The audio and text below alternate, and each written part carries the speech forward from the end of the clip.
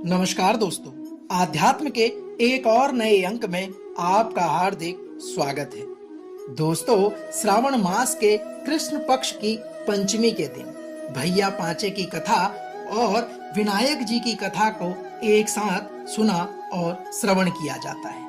दोस्तों, उसी कथा के सार को लेकर आज हम आपके बीच में दो पौराणिक कथाएं वर्णन करने जा रहे हैं, जिसमें भैया पांचे की कथा और विनायक श्री गणेश से जुड़ी कथा का वर्णन हम आपके बीच में आज करेंगे। तो आइए प्रारंभ करते हैं भैया पांचे से जुड़ी और भगवान श्री गणेश जी को समर्पित कथा के सार के वर्णन को। दोस्तों, एक पौराणिक कथा के अनुसार प्राचीन काल में एक सेठ जी के 7 पुत्र थे। सातों का विवाह हो चुका था, किंतु सबसे छोटे पुत्र की पत्नी श्रेष्ठ चरित्र की विदुषी और सुशील थी, किंतु उसका कोई भाई नहीं था। दोस्तों, एक दिन बड़ी बहू ने घर लीपने को पीली मिट्टी लाने के लिए सभी बहुओं को साथ चलने को कहा, तो सभी धलिया और खुरपी लेकर मिट्टी खोदने लगी। तभी वहां एक सर्प निकला, जिसे बड़ी बहू खुरपी से मारने लगी। सर्प को मारता देख छोटी बहू ने उसे रोकते हुए कहा, इसे मत मारो, यह बेचारा निरपराध है। छोटी बहू की यह बात सुनकर बड़ी बहू ने उसे नहीं मारा। तब सर्प एक और जा बैठा। तब छोटी बहू ने उससे कहा, हम अभी लौट कर आती हैं, तुम यहाँ से कहीं मत जाना। यह कहकर वह सबके साथ मिट्टी लेकर घर चली गई और वहां कामकाज में फंसकर सर्प से जो वादा किया था उसे भूल गई। छोटी बहू को दूसरे दिन वह बात याद आई, तो सबको साथ लेकर वह वहां पहुंची और सर्प को उस स्थान पर बैठा देखकर बोली, सर्प भैया नमस्कार। सर्प ने कहा, तू भैया कह चुकी है, इसलिए तुझे छोड़ देता हूँ, नहीं तो झूठी बात कहने के कारण तुझे अभी डस लेता। सांप के इस प्रकार के बोलने पर वह बोली, भैया मुझसे भूल हो गई, उसकी मैं आपसे क्षमा मांगती। तब सर्प ने कहा, अच्छा, तू आज से मेरी बहन हुई और मैं तेरा भाई हुआ। जा, तुझे जो मांगना है वह मांग ले। छोटी बहू ने कहा, भैया मेरा कोई नहीं है, अच्छा हुआ जो तू मेरा भाई बन गया। दोस्तों, कुछ दिन व्यतीत होने पर वह सर्प मनुष्य का रूप रखकर उसके घर पर आया और बोला कि मेरी बहन को भेज दो। सबने कहा कि इसके तो कोई भाई नहीं था, तो वह बोला कि मैं दूर के रिश्ते में इसका भाई हूँ, बचपन में ही घर से बाहर चला गया था। उसके विश्वास दिलाने पर घर के लोगों ने छोटी को उसके साथ भेज दिया। उसने मार्ग में बताया कि वह वही सर्प है, इसलिए तू डरना नहीं और जहां चलने में कठिनाई हो वहां मेरी पूंछ पकड़ लेना।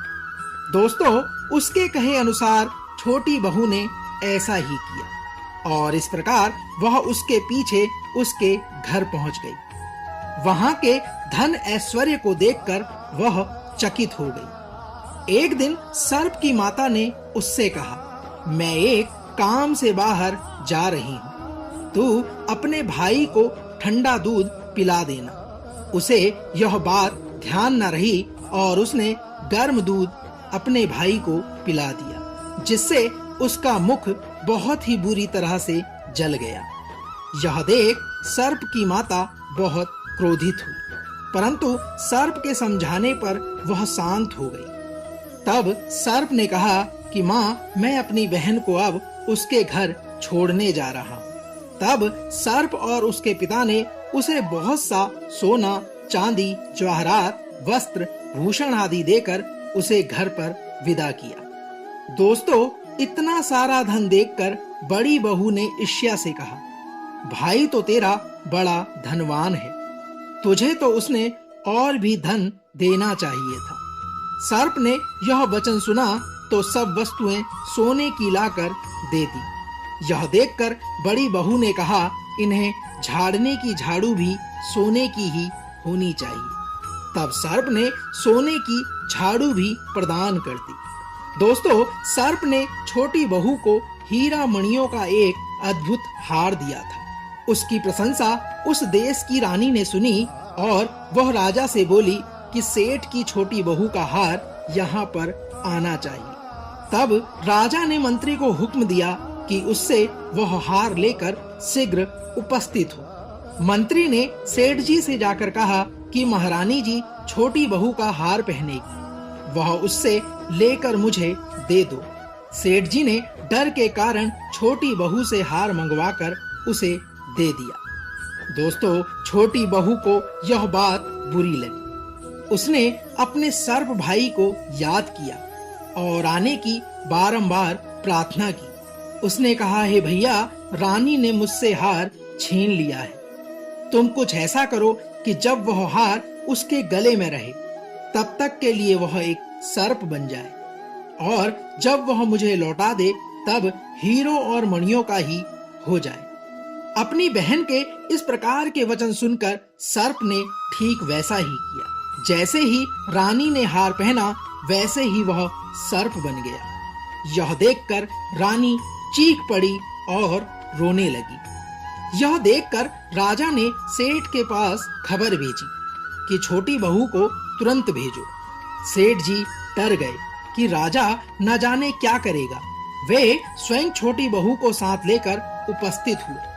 तब राजा ने छोटी बहू से पूछा कि तूने इसमें ऐसा क्या जादू किया है, मुझे तुरंत बताओ, नहीं तो मैं तुझे दंड दे दूंगा।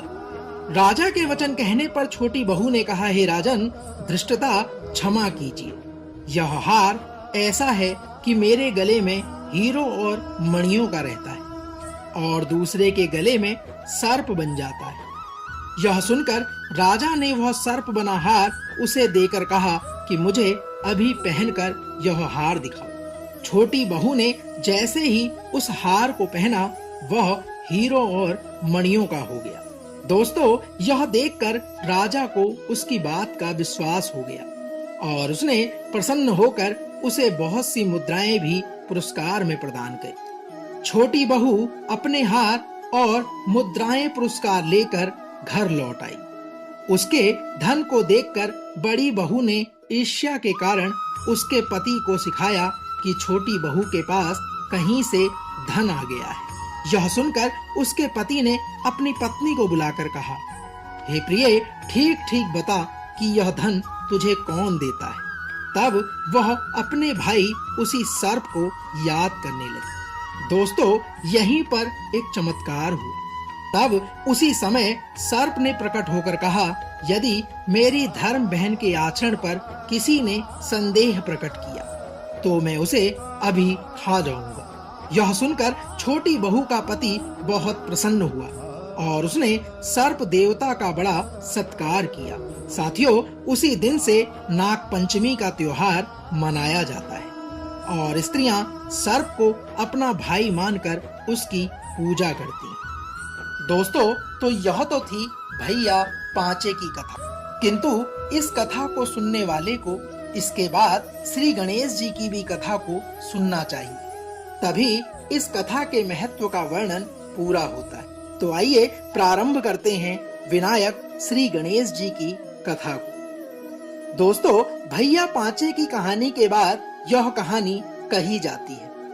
कहा जाता है कि पुराने समय की बात है। एक छोटा सा बालक अपने घर से लड़कर निकल गया और बोला कि आज मैं विनायक जी से मिलकर ही घर वापस आऊंगा। चलते चलते लड़का उजाड़ जंगल में पहुंच गया। तब भगवान विनायक ने सोचा कि यह लड़का मेरे नाम से घर छोड़कर आया है, इसलिए इसे घर वापस भेजना ही होगा, नहीं तो जंगली जानवर इसे खा जाएंगे। दोस्तों, विनायक जी ने बूढ़े ब्राह्मण का वेश बनाया और लड़के के पास जाकर कहा कि तू कहाँ जा रहा है। लड़के ने जवाब दिया कि मैं विनायक जी से मिलने जा रहा हूँ। इस पर ब्राह्मण बोला कि मैं ही विनायक हूँ, बोल तू क्या मांगना चाहता है, लेकिन जो भी मांगो एक ही बार में मांग लेना। बूढ़े ब्राह्मण के वचन सुनकर लड़का सोचने लगा कि वह क्या मांगे, और सोचते हुए बोला, मुझे अन्न हो, धन हो, हाथी की सवारी हो और महल बैठी स्त्री ऐसी हो जैसे फूल गुलाब का। भगवान विनायक ने लड़के के प्रश्न का उत्तर दिया और कहा कि तूने तो मुझसे सब कुछ मांग लिया है, जा, तुझे सब कुछ मिल जाएगा। दोस्तों, जब वह लड़का घर पहुंचा तो देखा कि एक छोटी सी बहू चौकी पर बैठी है और घर में बहुत सा धन भी हो गया है। लड़का अपनी माँ से बोला कि देख माँ, मैं कितना धन लाया हूँ। यह सारा धन मैं भगवान श्री विनायक जी से मांग कर लाया। दोस्तों, तो यह था भगवान श्री गणेश और भैया पांचे की कथा का सार। हम आशा करते हैं कि भगवान विनायक ने जिस प्रकार उस लड़के को धन, ऐश्वर्य और समृद्धि प्रदान की, उसी प्रकार आपके परिवार में धन, वैभव, ऐश्वर्य का संचार करें। कल एक और नए अंक के साथ फिर आपसे होगी मुलाकात। तब तक जय श्री गणेश।